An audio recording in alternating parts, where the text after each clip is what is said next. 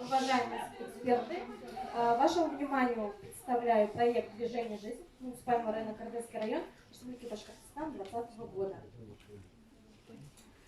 Итак, тематика: организация проведения спортивно-оздоровительной работы по развитию физической культуры и спорта различных групп населения по формированию основ активного долголетия. Краткое описание проекта.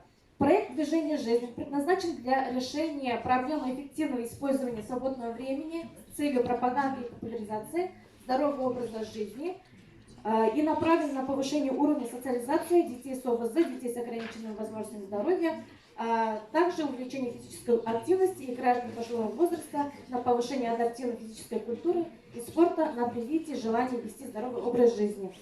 Мы планируем оборудовать современную универсальную спортивную площадку, в результате создания которой станут возможными организация постоянно действующих спортивных секций и групп общей физической подготовки, а также проведение региональных, муниципальных, общешкольных спортивных соревнований по различным видам спорта, в том числе с участием здоровых сверстников и граждан пожилого возраста.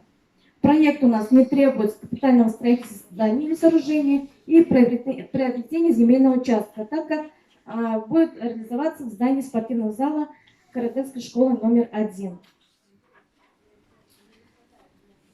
Целью проекта является создание оптимальных условий для физического развития и укрепления здоровья детей с ОВЗ и граждан пожилого возраста с целью социальной адаптации и привития здорового образа жизни. Целевая аудитория проекта – это люди с ограниченными возможностями здоровья и пенсионеры. Задачи проекта я полностью перечислять не буду. Это у нас, значит, приобретение специального спортивного оборудования. Также у нас занятия будут проходить показательные. Дальше проведение спартакиады с участием граждан пожилого возраста и так далее. Нужно сказать, что на территории Карательского района проживает 132 ребенка с ограниченными возможностями здоровья и более 2000 граждан предпенсионного и пенсионного активного возраста. Для спортивных занятий имеется помещение и специалист адаптивной физкультуры, но нет спортивного инвентаря. В настоящее время у нас работает тренер с такими детьми с ОВЗ, а также у нас функционирует женский спортивный клуб «Василиса» уже для людей более старшего возраста. Проект предусматривает устройство оборудования здания спортивного зала Кардельской школы номер 1, спортивной площадки с установкой спортивного оборудования. Привлечение к реализации программы добровольцев. Участие добровольцев, волонтеров в реализации проекта необходимо, так как аудитория состоит из детей-инвалидов, детей с ОВЗ, граждан пожилого возраста. Количество добровольцев и волонтеров составит не менее 50 человек. И какие ожидаемые результаты проекта? Создание условий, позволяющих учитывать спортивные потребности детей-инвалидов, детей с ОВЗ и граждан пожилого возраста, социальную адаптацию и интеграцию детей-инвалидов, детей с ОВЗ и граждан пожилого возраста в социуме и реализацию прав детей-инвалидов, детей с ОВЗ, граждан пожилого возраста, что будет способствовать их полноценному участию в жизни общества. И также у нас безопасность при проведении занятий, спортивных мероприятий с детьми-инвалидами, детьми ОВЗ и граждан пожилого возраста. Количество привлеченных волонтеров у нас 50, и количество граждан, которым будет оказана помощь, у нас 90. Спасибо за внимание. Вы его подавали и не выиграли, да? Нет. Роза Мухаммединовна, да? Меня зовут Регина Нагимовна. Все, Регина Нагимовна. Да. Я посчитал 24 листа 4, шрифт, наверное, где-то 12. Да. Вот. Это огромный материал. И еще вы постарались все это перенести туда. Вот. Проект может быть, безусловно, хороший, то есть он направлен значит, на реально доброе дело, но не заходит. То есть вы этим живете, может быть, да? 24 страницы написали, вы это знаете, от первой буквы до последней. Но мы за 1,5 минуты, за 2 минуты, не можем как бы в это все окунуться головой. Поэтому совет номер 1. При защите, конечно, при подготовке к презентации. Презентация должна содержать в себе минимальное количество букв, больше нормальных картин, тезисных направлений, и можно даже подразделение. Вот, не знаю, название, да, мы берем потом, главное, отражаем цель, какие задачи, отразить, что будет, то есть итоги результатов Вот. И, наверное, каким образом это все сопроводить фотографией, то есть метод. Потом, значит, плюс, если посмотреть задачи проекта, то, наверное, Никита Крулев скажет, смотрите, задача проекта написана приобретение специального спортивного оборудования и инвентаря. Это же не задача проекта, это же метод реализации, наверное. Там метод реализации, каким образом вы делаете там.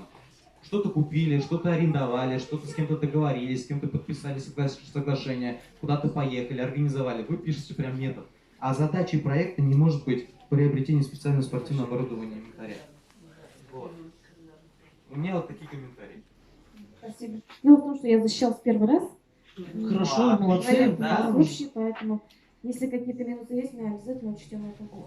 Для себя просто маленький вопрос. Вы подали этот проект? Да, подали, Фонд но не развития, да? выиграли. Не выиграли. 0,00 баллов везде написано, потому что вы эти документы не подали. Не могу сказать. Вот.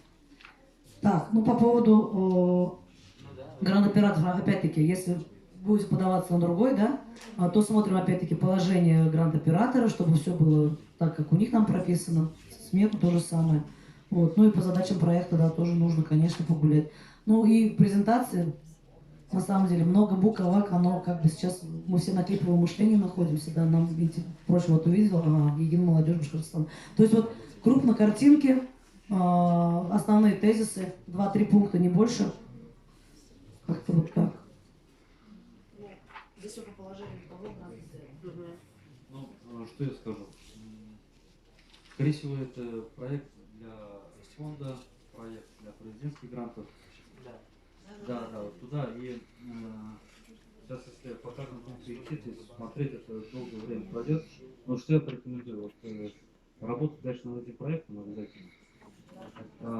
Перед каждым приемом заявок президентских грантов общественная палата и другие там организации проводят консультации бесплатные с выездом и через Zoom и так далее. Обязательно ездите, показывайте, консультируйтесь. Все это делать важно. Ну, это мой совет. А еще совет, можно скажу?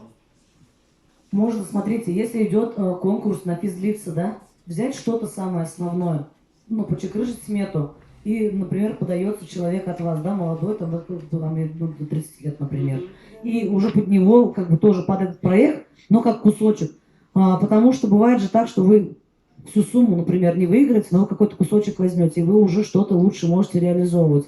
А потом, когда уже опять сюда будете подаваться, в следующем году уже опять будут сеять вот эти волны, туда уже без этого кусочка.